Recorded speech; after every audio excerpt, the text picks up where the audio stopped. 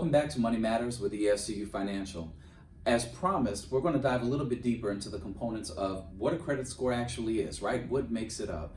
With me today, I actually have somebody new. This is Josh Romine. He is our mortgage lending originator, or one of, let me say. We have several. And Josh just wanted to help me have this conversation with you all and give you some better information. So, Josh, I know that one of the components of what makes a credit score is your payment history. So, That's right. What is payment history? Why is it important?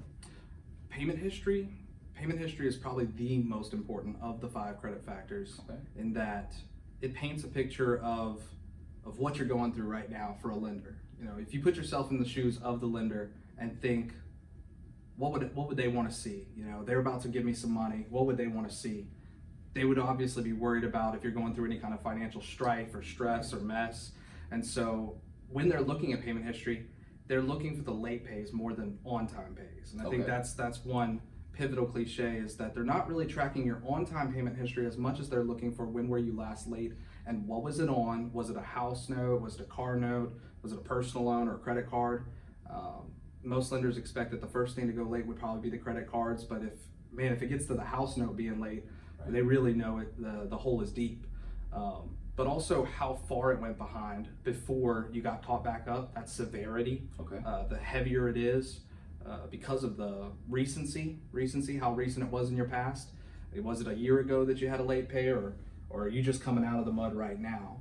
All right. Whenever I think about late pays and how heavy they can impact you, I think about it like you're climbing up a cliffside with a backpack, and maybe each little bag of sand that's in your backpack, maybe there's a hole in the backpack, and so as time goes by, you lose a little density, you lose a little bit of weight.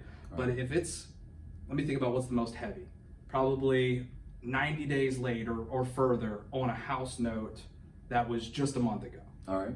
When you're just coming out of that, the credit score is still depleted drastically. Okay. Now, if that was 3 years ago and it was on a credit card and it was your one and only time you've ever been late on something, and ever since then you've been on time, well, that's barely having an effect by comparison. So I think, I've heard underwriters, the people that approve and decline loans, say this all the time. Was it a one-time occurrence, or was this an ongoing pattern of delinquency in the person's history? Right. So, you know, obviously a one-time occurrence, we can explain that, a job loss, unexpected event, maybe just an oversight. But when they see a little late here, a little late there, a little late all over the place, that really paints that picture that this might not be the person you want to lend to right at this time. They're going through something. Give them time to get over the mess. Sure. Really great information. Thank you, Josh. So we want you to stay tuned. We're going to have some more information in upcoming videos about the components of a credit score. So yeah, keep watching. We'll be back. Thank you.